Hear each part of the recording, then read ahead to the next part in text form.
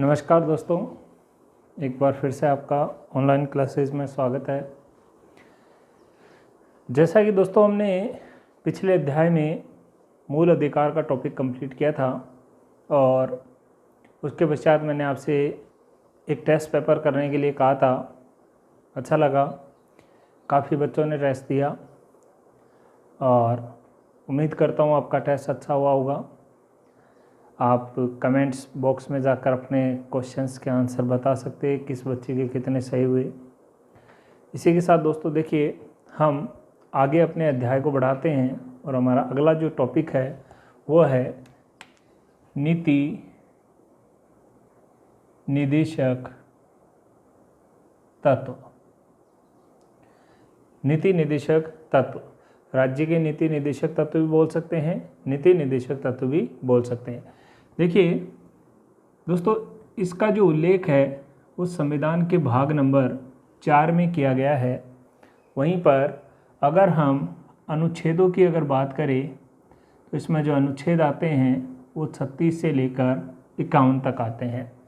बात करें संविधान के भाग की तो 5वें भाग में इनका उल्लेख मिलता है। वहीं पर अगर अनुच्छेदों की बात की जाए तो 36 से लेकर 51 तक नीति निदेशक तत्वों का उल्लेख मिलता है। और आपको पता ही है, जैसे कि मैंने आपको पहले से बता रखा है कि नीति निदेशक तत्व जो लिए गए हैं वो आयरलैंड के संविधान से लिए गए हैं। तो इस प्रकार देखिए, सबसे पहले आपको इसमें ध्यान रखना है, ज़्यादातर जो सवाल बनता है इसमें यहीं से बनता है कि नीति निदेशक तत्व किस भाग में है। दूसरा आपसे सवाल पूछ सकता है कि यह कहाँ से लिए गए हैं, तो आप इसमें सीधा सीधा आंसर कर सकते हैं, आयरलैंड के संविधान से इनको लिया गया है। और अनुच्छेद नंबर 36 से लेकर 51 तक इनका प्रावधान आता है। अब देखिएगा, हम बात करते हैं एक एक नीति निदेशक तत्व की कि कौन से नीति निदेशक तत्व में कौन सी बात कही गई है। सबसे पहले लेते हैं हम 36, और 36 में दे रखा है राज्य की परिभाषा। और आपको मैंने बता ही रखा है, राज्य की परिभाषा वही है जैसी अनुच्छेद 12 में है। आपसे मैंने उस समय भी बात की थी जब अनुच्छेद मैंने 12 पढ़ाया था। मैंने आपसे कहा था कि राज्य की परिभाषा से तात्पर्य है कि जो परिभाषा अनुच्छेद 12 में बताई गई है वही परिभाषा अनुच्छेद नंबर 36 में बताई गई है।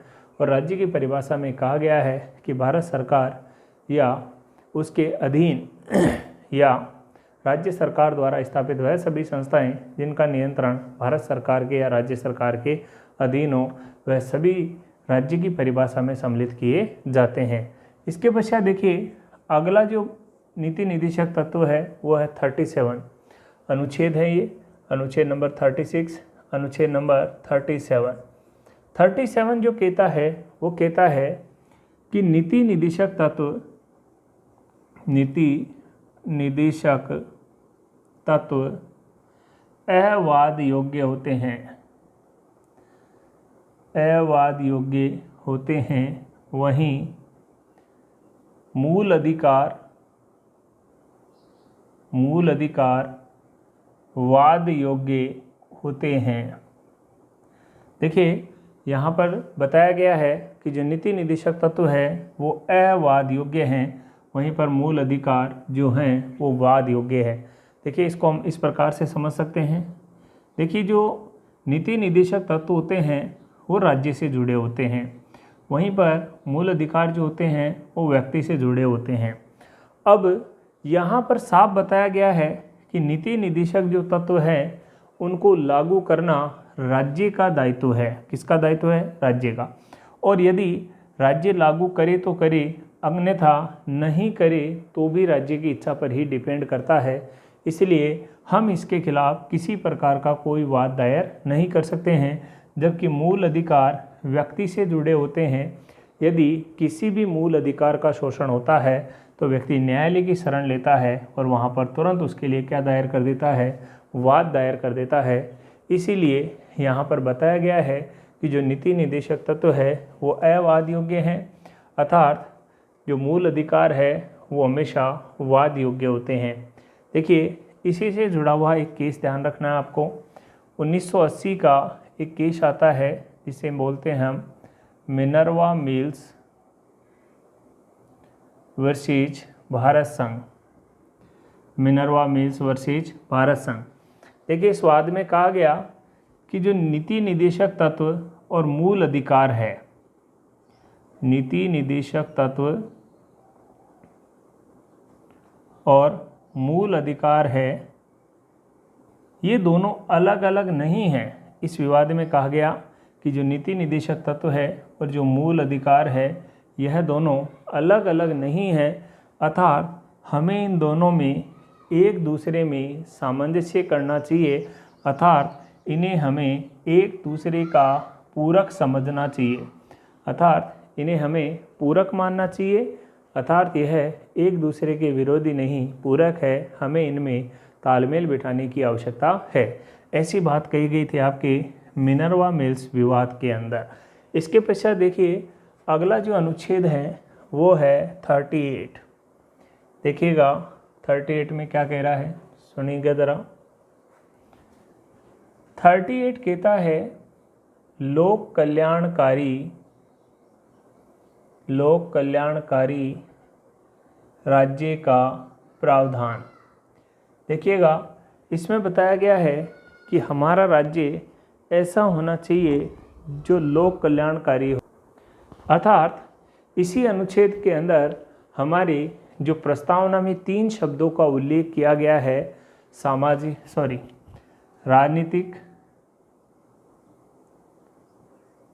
सामाजिक और आर्थिक, तीनों प्रकार के न्याय की बात की गई थी प्रस्तावना में। तो आपको बता दूं अनुच्छेद नंबर 38 वह अनुच्छेद है जिसके अंदर इन तीनों शब्दों का फिर से प्रयोग किया गया है, अर्थात सामाजिक, आर्थिक और राजनीतिक न्याय की यहाँ पर बात की गई है, अर्थात यहाँ पर राज्य को लोक कल्याणकारी राज्य बनाने का प्रावधान किया गया है। इसके पश्चात देखिए अगला अनुच्छेद है 39 कैपिटल ए। अब देखिएगा संविधान में जब भी आपको कैपिटल ए दिखाई दे या बड़ा ए दिखाई दे तो आपको समझना है कि ये जो ए है ये आपके संशोधन के माध्यम से जुड़ा है। अब जब भी कभी आपको संशोधन याद रखना है तो तुरंत उस आर्टिकल के ब्रैकेट में उसका संशोधन लिख दीजिए, तुरंत आपको याद हो जाएगा। तो ध्यान रखिएगा 42वें संशोधन 1976 के माध्यम से 39 के अंदर कैपिटल ए जोड़ा गया और इसमें प्रावधान किया गया समान न्याय व निःशुल्क कानूनी सहायता, समान न्याय व निःशुल्क कानूनी सहायता। ध्यान रखिएगा ये जो बात कह रहा है ये अनुच्छेद नंबर 14 को फिर से दोहराता है। यहाँ पर कह रहा है कि न्याय सबके लिए क्या होना चाहिए, समान होना चाहिए और सरकार के माध्यम से ज़रूरतमंद लोगों के लिए निःशुल्क सहायता, कानूनी सहायता भी उपलब्ध करवानी चाहिए। इस प्रकार से 39A के अंदर इस प्रकार का प्रावधान किया गया है। नेक्स्ट देखिएगा दोस्तों अगला जो हमारा अनुच्छेद है वो है 41। देखिए 41 में क्या कहा गया है, कुछ दशाओं में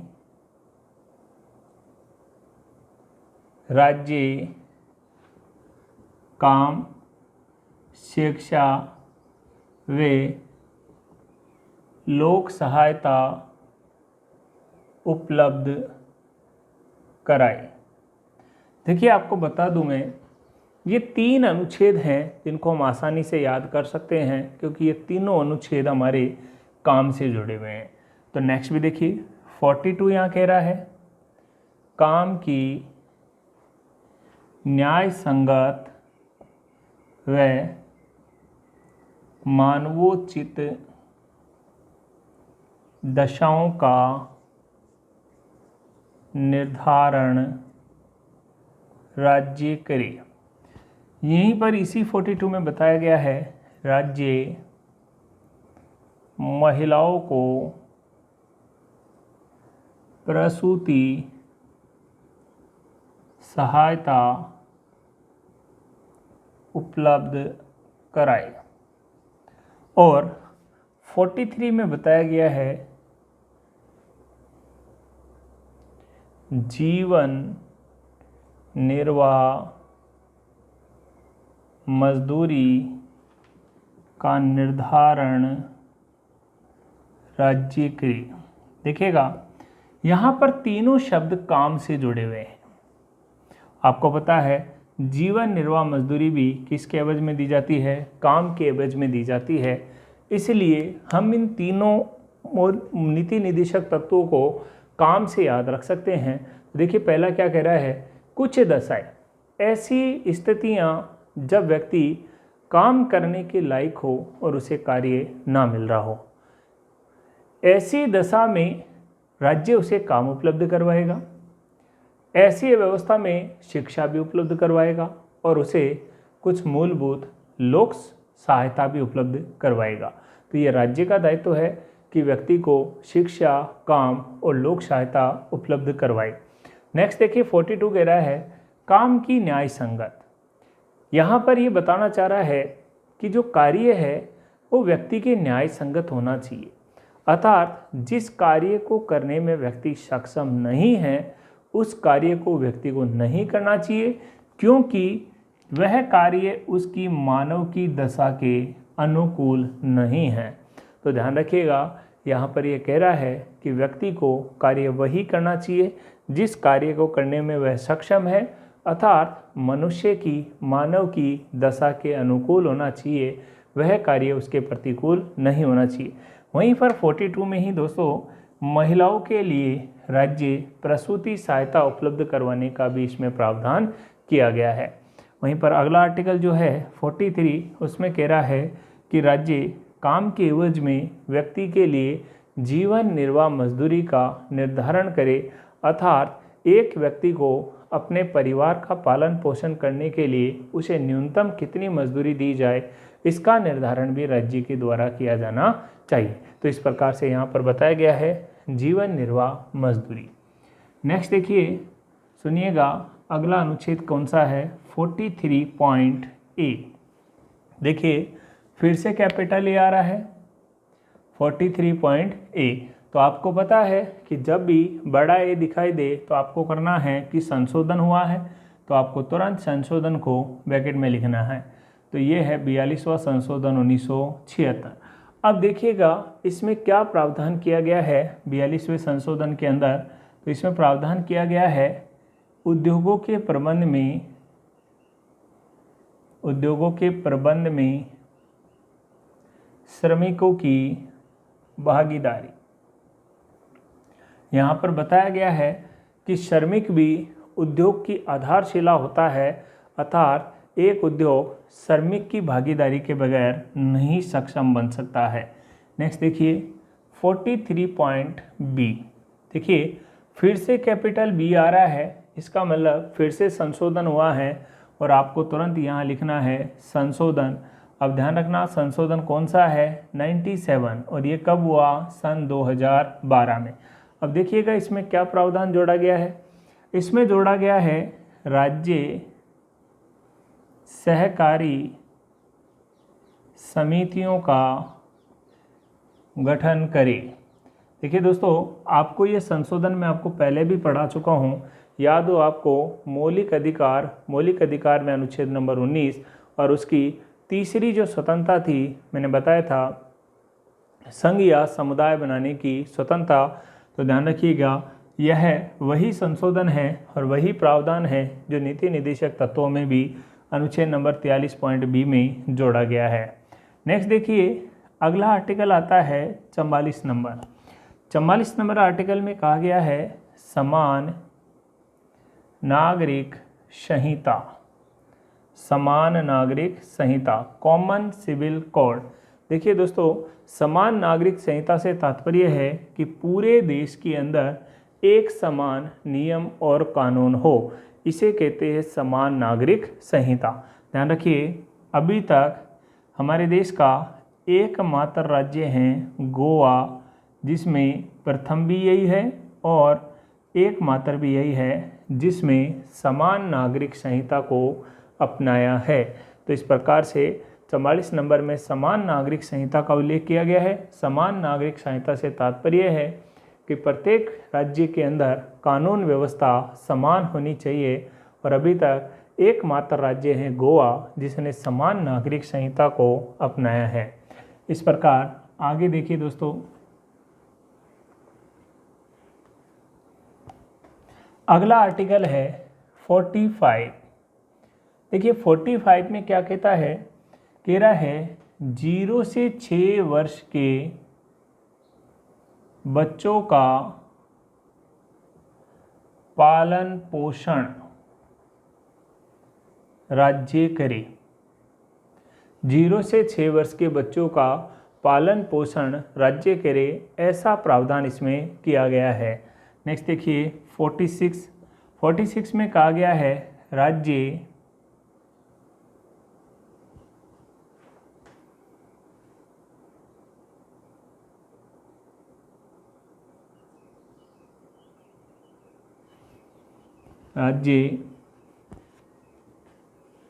SC ST और OBC को शैक्षिक व आर्थिक सहायता उपलब्ध करवाए। राज्य SC ST और OBC को पिछड़े और अनुसूचित जातियों को यहाँ पर शैक्षिक और आर्थिक सहायता उपलब्ध करवाने की बात करता है। देखिएगा दोस्तों, इसी के अनुच्छेद के तहत विद्यार्थियों को जो छात्रवृत्ति प्रदान की जाती है, तो ध्यान रखिएगा यहाँ पर व्यक्ति को शिक्षा भी दी जाएगी और उसके एवज में आर्थिक सहायता भी दी जाएगी। इसका जो सबसे अच्छा उदाहरण है वो है छात्रवृत्ति। नेक्स्ट देखिए 47 में कहा गया है राज्य का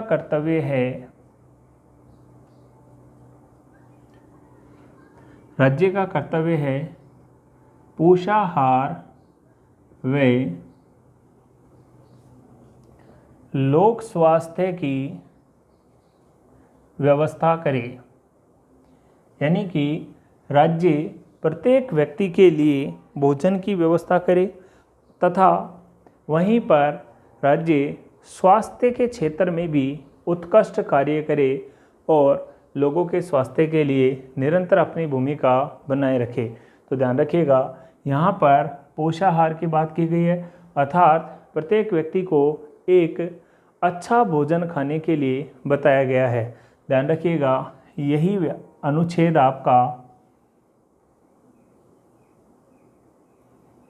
अनुच्छेद आपका मादक पदार्थों की सेवन पर भी प्रतिबंध लगाता है। यह अनुच्छेद आपका मादक पदार्थों के सेवन पर भी प्रतिबंध लगाता है। इसमें बताता है कि व्यक्ति शराब आदि का उपयोग ना करे और उसके स्थान पर पौष्टिक भोजन का प्रयोग करे। नेक्स्ट देखिए अनुच्छेद, सुनिएगा ज़रा, अगला जो अनुच्छेद है वो है 48। देखिए दोस्तों 48 में बताया गया है कृषि व पशुपालन का प्रबंध राज्य करे। यानी कि राज्य कृषि और पशुपालन को बढ़ावा देने के लिए उसका उत्तम प्रबंध करे। नेक्स्ट देखिए अनुच्छेद आता है 48.A, सुनिएगा ज़रा। अब देखिए यहाँ पर बता रहा है फिर से कैपिटल ए, तो फिर से हमें यहाँ लिखना होगा संशोधन। देखिए संशोधन है 42वां 1976 और इसके माध्यम से इसमें प्रावधान जो जोड़ा गया वो है पर्यावरण संरक्षण व वन्यजीव सुरक्षा। पर्यावरण संरक्षण व वन्यजीव सुरक्षा, अर्थात हमें पर्यावरण को हमेशा सुरक्षित रखना चाहिए, अर्थात प्रदूषण कम से कम करना चाहिए, वहीं पर हमें वन्य जीवों की भी सुरक्षा करनी चाहिए। नेक्स्ट जो अनुच्छेद आता है वो आता है 49 में बताया गया है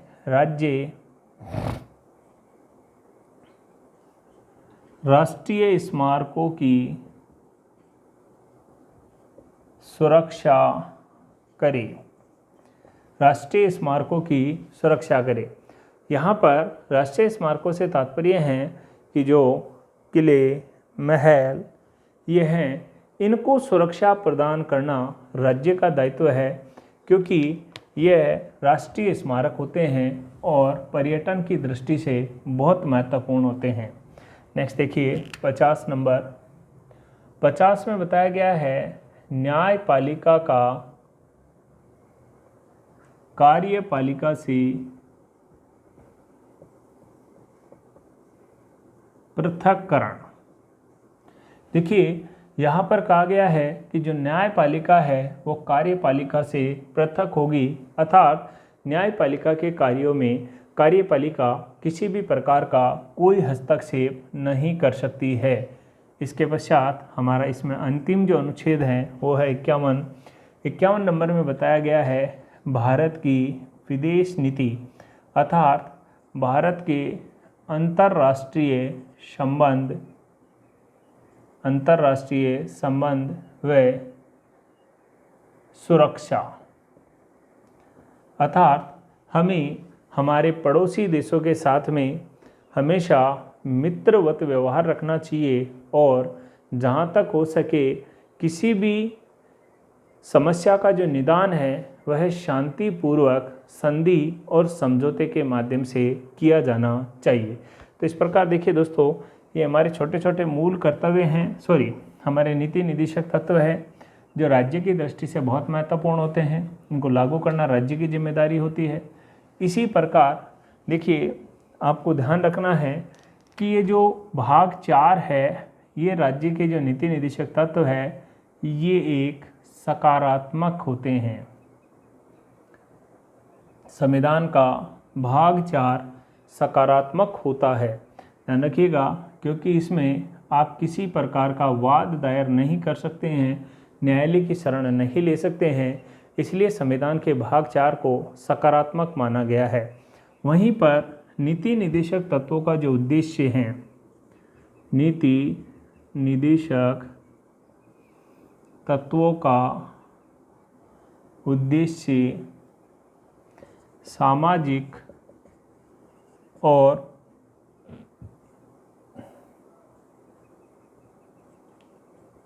आर्थिक होता है। नीति निदेशक तत्वों का उद्देश्य जो है ये सामाजिक और आर्थिक होता है। ध्यान रखिएगा दोस्तों, अंबेडकर साहब ने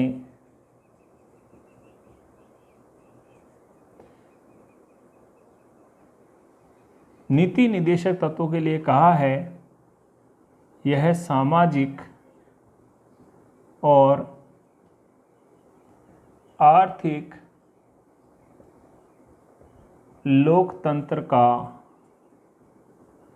घोषणा पत्र है, अर्थात नीति निदेशक तत्वों को सामाजिक और आर्थिक लोकतंत्र का घोषणा पत्र किसने कहा है? अंबेडकर ने कहा है। वहीं इनका उद्देश्य भी क्या होता है? सामाजिक और आर्थिक होता है। और वहीं पर दोस्तों आखिरी चीज़ जो इसमें आपको ध्यान रखनी है वो ये है, केटी शाह ने इन्हें एक ऐसा चेक कहा है जिसका भुगतान बैंक की इच्छा पर